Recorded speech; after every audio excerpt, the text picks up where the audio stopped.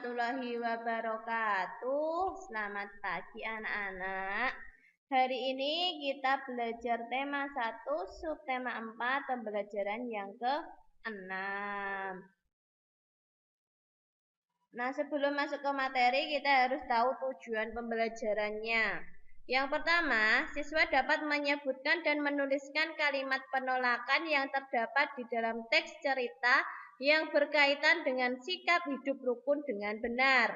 2. Siswa dapat menunjukkan contoh perilaku di masyarakat yang sesuai dengan sila keempat dan kelima Pancasila dengan benar.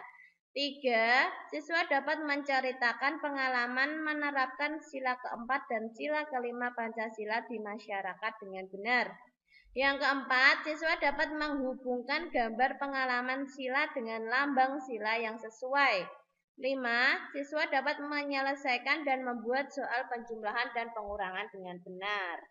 Kita langsung saja masuk ke materi. Nah, kita ulas yang kemarin ya. Ketika menolak permintaan orang lain, kita harus mengucapkannya dengan sopan. Jadi kalau kita menolak sesuatu, kita harus dengan sopan santun ya, jangan kasar. Kemudian kerukunan akan terjaga bila kita bertutur kata dengan baik. Terus, pernahkah kamu mendengarkan dongeng tentang menolak permintaan seseorang? Sebelumnya Ustazah tanya dulu, apa yang kalian ketahui tentang dongeng ya? Dongeng itu adalah cerita yang tidak benar terjadi atau cerita khayalan ya. Banyak sekali kalau kalian sering membaca buku cerita, di situ banyak sekali ya itu yang dimaksud dongeng. Jadi hanya cerita khayalan. Banyak seperti apa ya? Tikus dan gajah, terus apa? Bawang merah, bawang putih itu kan hanya dongeng ya, cerita khayalan. Banyak sekali contoh dongeng, bisa dicari sendiri ya, di buku juga ada buku cerita, terus di Google juga banyak ya dongeng. Nah, kalau di sini itu ada judulnya Kisah Jeje Si Jerapah, Ustazah baca ya. Di padang rumput yang luas hiduplah sekelompok jerapah. Ada jerapah bernama Jeje dan Jojo. Jeje bersifat sombong karena merasa tubuhnya paling tinggi. Jojo bersifat baik hati tetapi tidak terlalu tinggi. Pada suatu hari kakek jerapah meminta tolong pada Jeje dan Jojo. Kakek jerapah meminta tolong diambilkan daun segar. Namun Jeje menolak, tidak mau kek, saya sedang repot. Jojo dengan sekuat tenaga mengambil daun segar untuk kakek jerapah. Suatu hari, Jeje mendapat kesulitan. Jeje jatuh, kakinya terjepit bebatuan. Teman-teman hewan lain tidak tega melihat Jeje kesulitan. Mereka menolong Jeje. Akhirnya, Jeje sadar bahwa saling menolong antar teman itu penting. Nah, ini ya, ini tentang kisah Jeje si jerapah. Jadi dia yang tidak baik hati itu Jeje ya. Dia sombong sekali. Kalau yang Jojo tadi dia rendah hati ya, saling baik hati. Kalau yang Jeje tadi sombong. Kemudian dalam dongeng tersebut terdapat sikap gotong royong juga tadi. Yang tadi mengambilkan daun siapa akhirnya? Jojo ya, malah si Jeje mendapat kesulitan. Akhirnya yang bantu ya teman-temannya. Jadi kalau kita berteman atau bertetangga tidak boleh sombong ya. Kalau kita kesulitan, jadi kita bisa dibantu dengan yang lainnya.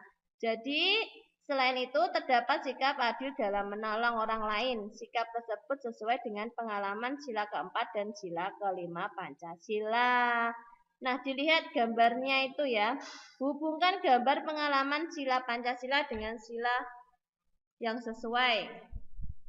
Yang nomor 1 itu, yang ini, pemilihan ketua RT. Berarti itu contoh sila keempat ya.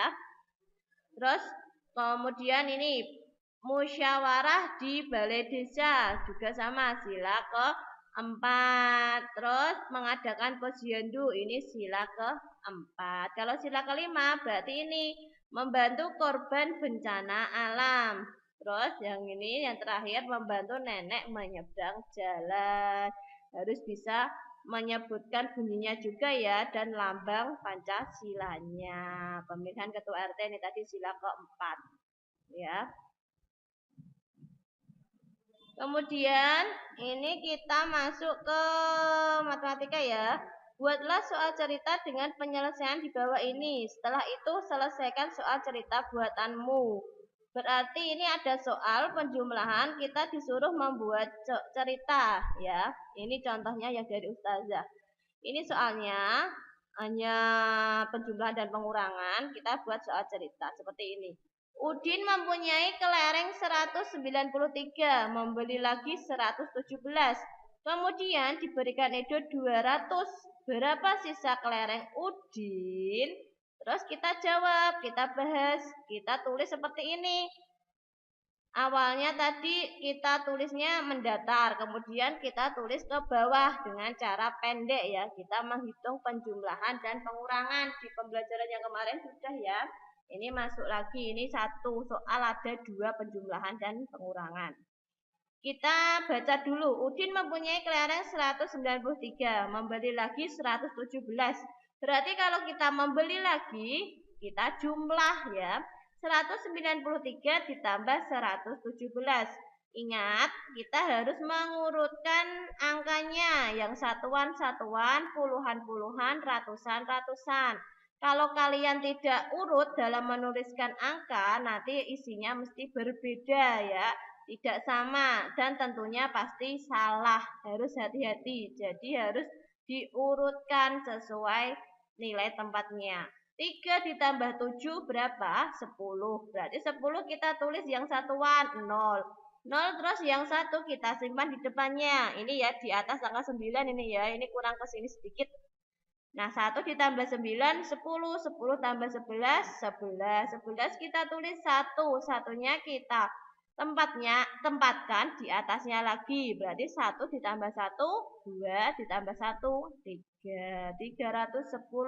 Nah, sampai sini kita belum selesai. Itu tadi diberikan ke Edo sebanyak 200. Sebanyak 200 berarti 310 dikurangi 200. Kalau diberikan berarti kita kurangi. Kita kurangi seperti ini. Sama seperti tadi harus urut kita dalam menjumlahkannya. 0 dikurangi 0, 0. 1 kurangi 0, 1 ya. Terus 3 kurangi 2, 1. Berarti ada 110. Sisa kelereng Udin ada 110.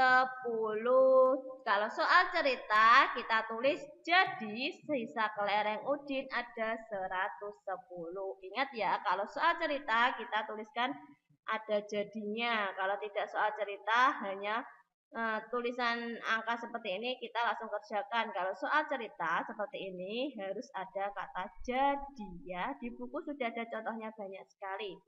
Kalau kalian sering membukanya pasti paham ya. Nah, sudah selesai. Terima kasih. Semoga bermanfaat. Tetap semangat belajar ya. Sering mengerjakan latihan soal biar paham terus ya, karena ini penjumlahan dan pengurangan ada yang belum bisa ya, bisa dipelajari di rumah. Sekian, terima kasih. Wassalamualaikum warahmatullahi wabarakatuh.